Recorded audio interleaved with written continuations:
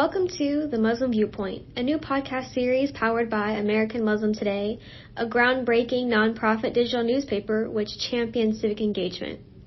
AMT informs and empowers the diverse voices of almost 30 million Muslims here in the U.S. and other Western countries. I'm your producer and host, Maya Gaylor, and today we have an interview with Pakistani artist Sumrien Ali about the meaning behind showcasing her art at an exhibit for the first time. Ali depicts her father's journey to America in a series of abstract paintings.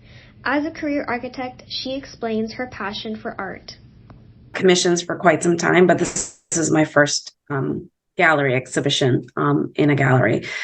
The collection is called My Father's Journey, and my father is he recently passed in 2020, and I wanted to just capture the beginning. It's just an introduction to his journey, to his life's journey. It basically starts in 1944 when he was born in British Raj.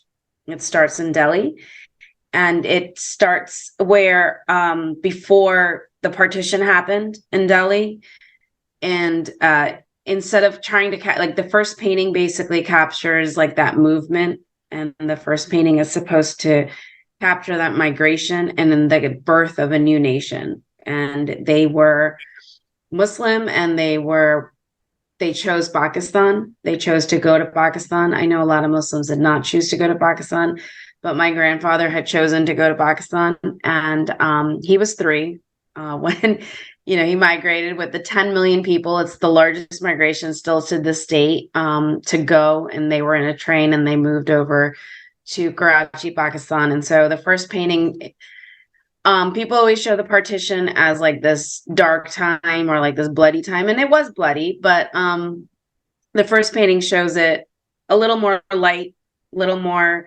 it's stratified. And so that first painting is reflecting that movement towards Karachi. And then Karachi is reflected in the second painting, which is showing 1968, where he basically went to school, did his master's. It's the urban center of the country.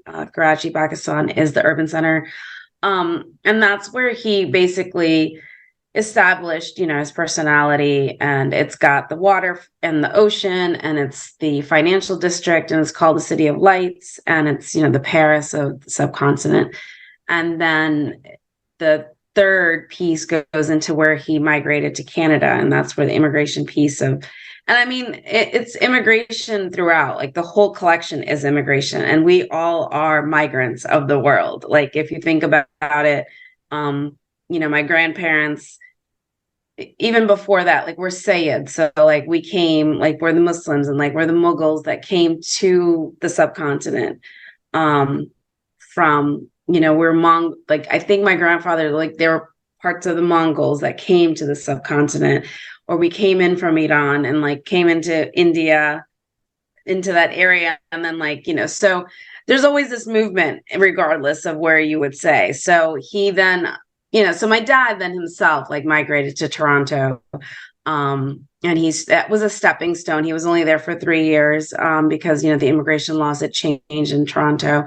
So I tried to capture how, he went from this tropical warm, it was green and blue, to this like urban jungle. Toronto, I mean, maybe not as crazy as it is today, but like still was a lot more urban. It was cold. And he'd always tell this story of like, it didn't matter if you went left or right, and like everything was different. Like he just got there, and he was focused. He had a target in mind. He needed to get his family out of poverty. He was the eldest of 8, and he was just focused on like building himself up. And so the third painting is mostly about Toronto, and then the fourth is the immigration laws changed for the United States, and he was able to like come to New York, and he came to Poughkeepsie, New York. And that's where he then in 1972 got married, brought my mom from Karachi, Pakistan. He went back to Karachi, brought my mom here to New York, and had children in New York, was in New York for 25 years or so, and then got transferred to Raleigh, North Carolina, which is, is where he then passed in 2020. And the part of the thing is, what I found was that part of this journey that I called my father's journey, it's like became part of my journey, just like unraveling a lot of this, like just didn't realize how much of it was myself coming out through it. And, so I got a little stuck in Raleigh because the whole me going down south from New York was hard. But the last piece is like his legacy. He did leave grandchildren behind, and like, all of the parts and pieces of what he taught us is in that legacy piece. So that's the fifth piece that's in there. So. Yeah, wow, that's amazing. It's an amazing story. So how did your family react to seeing this exhibit? So my family, I mean, they were generally kind of quiet. They didn't have they're very supportive of my artwork. Like my dad, the irony is my dad used to paint as well. But his stuff was always realistic. Like he always had a very realistic take on artwork. You could tell like what you're looking at, you'd be like, okay, that's a house.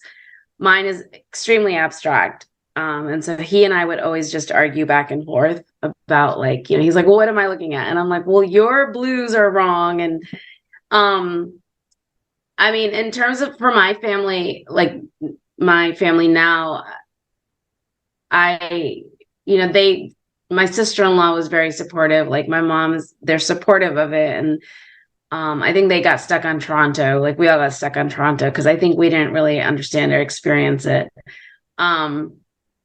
But they were just supportive of the idea that I was in a gallery. I think the idea of my father's journey, I think they were very quiet. I think it's still very raw for us.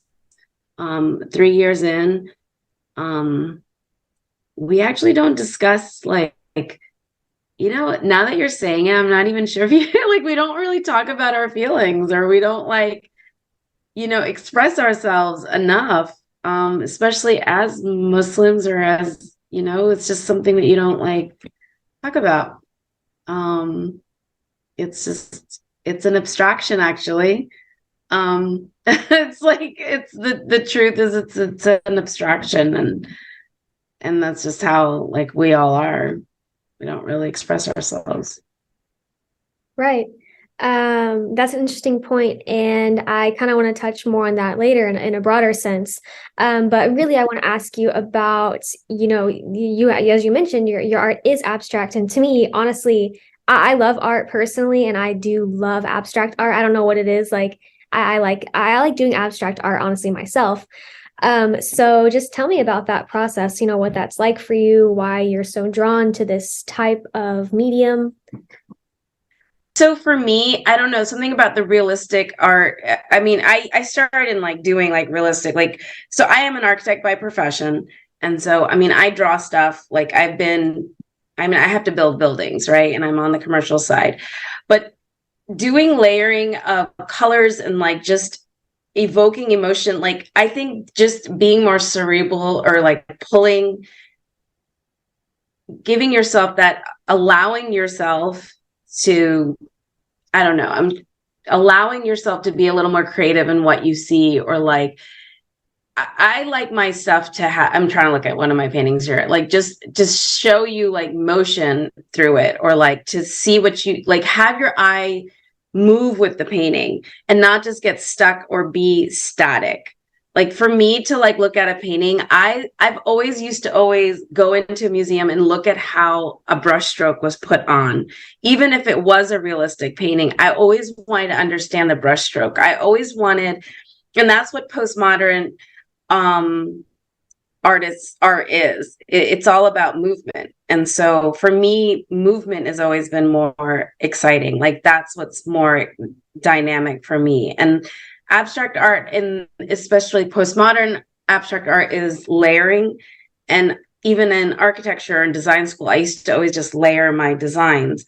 And even in modern architecture, the more layering, the more exciting, I think architecture is. So, and especially the work that I've always done, I've always loved Georgia O'Keeffe, her colors have always been exciting. And I moved on to Mark Rothko, where then his composition and like his geometries were exciting, which then I moved into like Jackson Pollock, which I know people are just like, what is this? But like, if you look at just how like the movement is. And so I think I've just now created something like through the three of them, like I've just moved into something. It's just more exciting. I don't know why. It's just more dynamic to me, but then there's some abstract paintings that you look at, you're just like, yes, you seriously are just like, what? Like there's still a richness to certain abstract art. Like you can tell a difference between some that just are not right. Do you know what I mean? Have you like seen enough where you're just like, there's some are not right. Like if they're not layered enough. Right. Or if they're not thought through, or if they're not composed, you can't just throw it up on a wall. And I'm sorry that I'm like, maybe I should have prepared a little bit more. I didn't like write, but like, it's a natural composition that you have to have. You can't just throw it up on a wall. Yeah, I think that's interesting hearing from you because you are my take on it. Yeah. I like I was saying, I think it's interesting hearing from you because you are by profession, as you mentioned, an architect. So maybe that's kind of where you get that you want it to have structure, but be fun and creative at the same time. So can you speak more about that dynamic? Kind of where does your passion for painting lie in your life? Compared to your career, because you do have such an ambitious career. I think it gives you freedom. I think it allows you to be free. I think it gives you, as an architect, you have so many other constraints, right? To put a building together, you've got like, not just a client, you've got all of the things that have to work to put a building together. In an art piece, it's just you. You are the sole creator. You are the sole mind. You are in full control and in full power. It sounds a little arrogant, but quite honestly, like it's your piece. You don't have to put lighting or HVAC or, doesn't have to have structure to it. It is like your sole creation. It's you got full autonomy when you're doing your own artwork. It has no rules, which is kind of crazy. Like you could be a rebel when you're doing your artwork. Now that you're like pulling this information out of me, I'm like, yeah, you could be a rebel doing that. Yeah. And then so kind of going back to the Muslim community and how they view art. Do you think that it is given the proper appreciation, the proper respect? Can you speak to that? I don't know if the Muslim community would understand this particular style of art. In that, now that I've called it this rebel art, because maybe the Muslim community is going to go more towards the calligraphy, and an abstract calligraphy version of it. Like now there is, Al-Sayed is like an abstract calligraphy artist. So I think he's being appreciated for sure. But this is like full on abstract art. You've seen like my pieces, right? So it's just, I don't know if the Muslim, I know that there's a lot of my friends, or like my friend circle is definitely appreciating it. But is the average auntie or someone getting it, or appreciating it, understanding it? Like even my own mom doesn't always, like, she supports me, but she doesn't always see it. It's like I told her about Karachi and then she's like, okay. My brothers, they do see it, but yeah, they see it. Like one brother is definitely like more into it versus the other. One sister-in-law, like, yeah, she's definitely more into it versus the other. So it's a matter of taste. And that's the difference between art And even architecture, like I like more modern architecture. Like my house is mostly like white or something. Some people like very traditional, like colonial style architecture or something. So it's just a matter of taste, you know. Um, and so I think the Muslim community might be more on the traditional side. Um, and are they ready for the like the contemporary modern take on it? I'm not sure. So what do you hope people get from your art? You know, what kind of message are you trying to portray or feelings are you trying to invoke? All my first commissions, like all my commissions have been like Muslim, like my friends and like Muslim people. So it's not like I haven't had, like my supporters have been Muslims. So I think like the young Muslim, I think it's like the older generation that I don't think like always gets it.